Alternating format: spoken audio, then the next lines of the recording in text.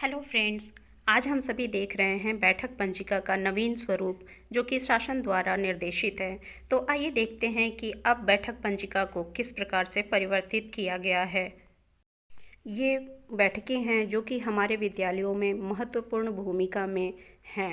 राज्य परियोजना निदेशक के अनुसार इन बैठकों के लिए जो शासनादेश जारी हुआ है वो मैं आपके समक्ष प्रस्तुत कर रही हूँ।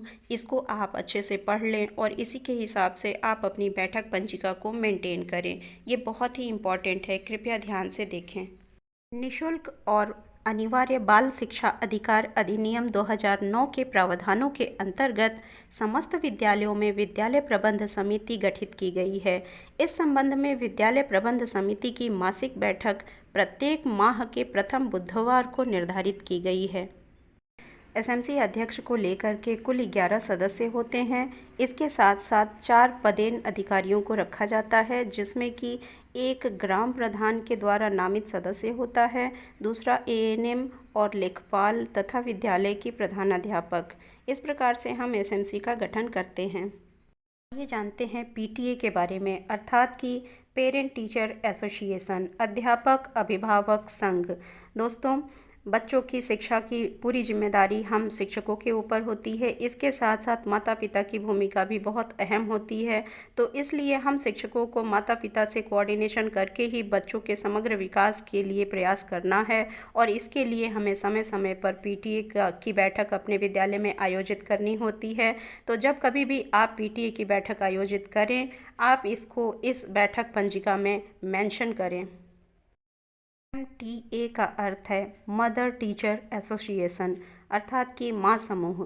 प्रत्येक विद्यालय में माँ समूह की जो है गठन किया गया है, जिसमें 6 माताओं को शामिल किया जाता है और समय समय पर हम इन माताओं के साथ बैठक करते हैं विद्यालय में और बच्चों के प्रोग्रेस के बारे में उनको बताते हैं, उन्हें गाइडलाइंस देते हैं कि आप घर पर किस प्रकार से बच्चों को पढ़ा सकते हैं। घर की सामग्रियों से उनको गिनती सिखा सकते हैं, उनको आकार के बारे में बता सकते हैं। इस प्रकार से छोटी छोटी जानकारी हम माताओं के साथ शेयर करते हैं, उन्हें स्वच्छता से लेकर के सारी जिम्मेदारियां हम बताते हैं। तो इसका भी आप उल्लेख इस बैठक पंजिका में अवश्य करें। दोस्तों, जैसा कि आप सभी जानते हैं कि शिक्षा का अर्थ है बालक का सर्वांगीण विकास। इसके लिए बच्चे को पुस्तकीय ज्ञान के अलावा उसे व्यावहारिक ज्ञान भी आना चाहिए। इसके लिए हम सभी अपने विद्यालयों में बाल संसद का गठन करते हैं, जिसके अंदर प्राथमिक और उच्च प्राथमिक विद्यालयों में इसका गठन प्रस्तावित है। छात्रों में जीवन मूल्यों का विकास, व्यक्तित्व विकास, नेतृत्व क्षमता, निर्णय लेने की क्षमता, सही गलत स्पर्श तथा समय प्रबंधन का विकास करने के लिए बाल संसद का गठन प्रत्येक विद्यालय में किया जाता है। शिक्षक संयोजक के रूप में सहयोग करता है और इसमें प्रधानमंत्री, उप प्रधानमंत्री, शिक्षा मंत्री, उप शिक्षा मंत्री, स्वास्थ्य एवं स्वच्छता मंत्री, उप स्वास्थ्य एवं स्वच्छता तथा जल एवं कृषि मंत्री, पुस्तकालय एवं विज्ञान मंत्री, सांस्कृतिक एवं खेल मंत्री, उप सांस्कृतिक एवं खेल मंत्री के सदस्य हम बच्चों में से ही चुन करके बनाते हैं। वे इस संसद को चलाते हैं और इस प्रकार से उन्हें बहुत ही अच्छा व्यावहारिक ज्ञान प्राप्त होता है। तो जब कभी भी आप अपने विद्यालय में बाल संसद का गठन करें तो उसका जो है उल्लेख आप इस बैठक पंजिका में करें और उसकी क्रियाविधि को भी लिखें। कोविड महामारी के लंबे अंतराल के बाद अब विद्यालय खुलने जा रहे हैं। जब विद्यालय में बच्चे आएँ तो आप इस संसद का निर्माण अवश्य करें और समय समय पर इसकी बैठकें भी विद्यालय में आयोजित करें। उसमें बच्चों को बताएं कि उनकी क्या भूमिका है और उन्हें किस प्रकार से उसे कंप्लीट करना है। जो अगली बैठक है वह है मीना मंच की बैठक, जो कि पहले उच्च प्राथमिक विद्यालयों में ही केवल आयोजित की जाती थी, लेकिन पिछले कुछ वर्षों से इसे प्राथमिक में भी अब होने लगा है इसका गठन। तो आइए जानते हैं कि मीना मंच का गठन हम कैसे करें। कोविड महामारी के लंबे अंतराल के बाद अब विद्यालय खुलने जा रहा है। दोस्तों, मीना का जन्म दिवस 24 सितंबर को होता है, तो आप अपने विद्यालय में इस दिन मीना मंच का गठन अवश्य करें और उसका उल्लेख अपनी बैठक पंजिका में करें। मीना मंच का गठन पहले केवल उच्च प्राथमिक विद्यालयों में ही होता था, परंतु अब यह प्राथमिक विद्यालयों में भी प्रस्तावित है।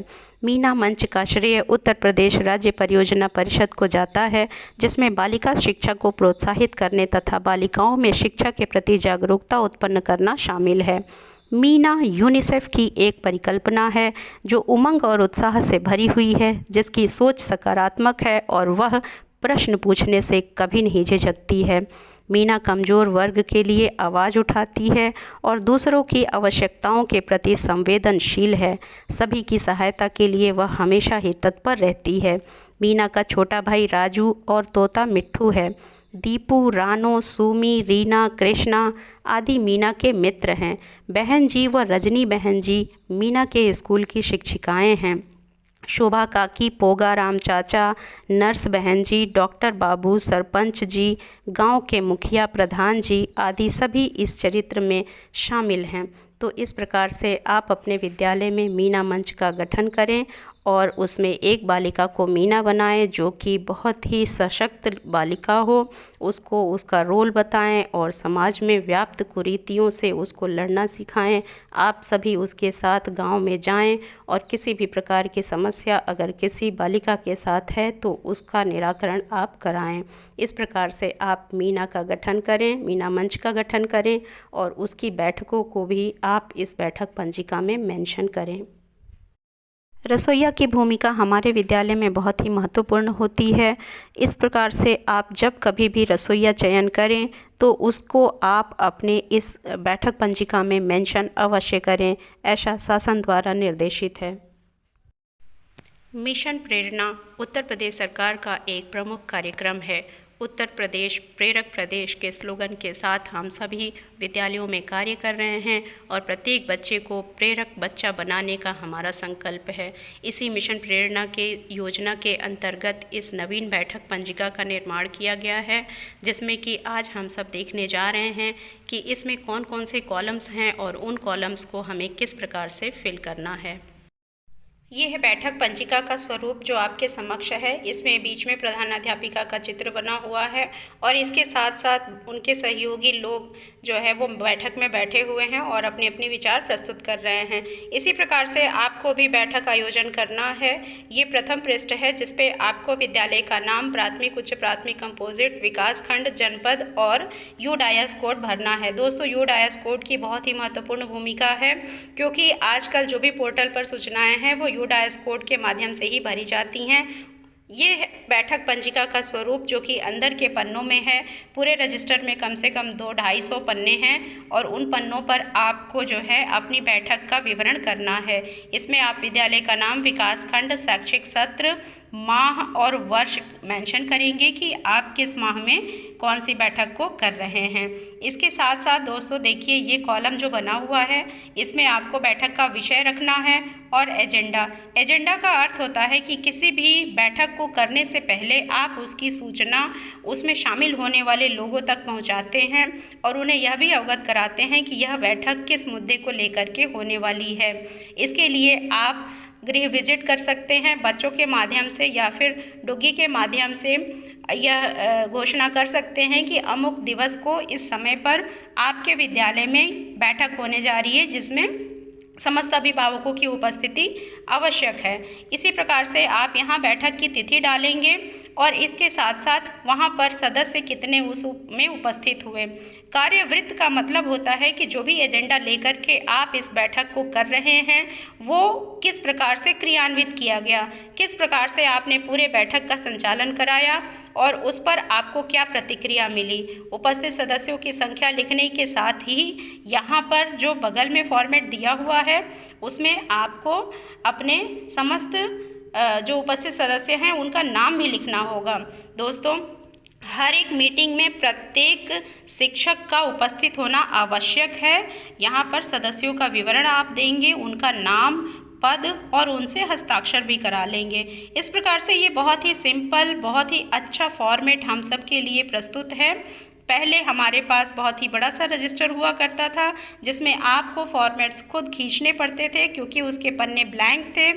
तो आपको अब एक अच्छा रजिस्टर उपलब्ध हो गया है, जिस पे आप यहाँ पूरी जो है लिस्ट बना लेंगे। प्रधानाध्यापक यहाँ हस्ताक्षर करके इसको प्रमाणित करेंगे कि आज की मीटिंग संपन्न हुई। तो दोस्तों, इसी प्रकार से अभी पहले वीडियो के स्टार्टिंग में जो भी मीटिंग्स के बारे में मैंने बताया कि कौन कौन सी मीटिंग्स को आयोजित करना है आपको, उन सब का कार्यवृत्त आप यहाँ पर मेंशन करिए और इसको अपने विद्यालय में सुरक्षित रखिए।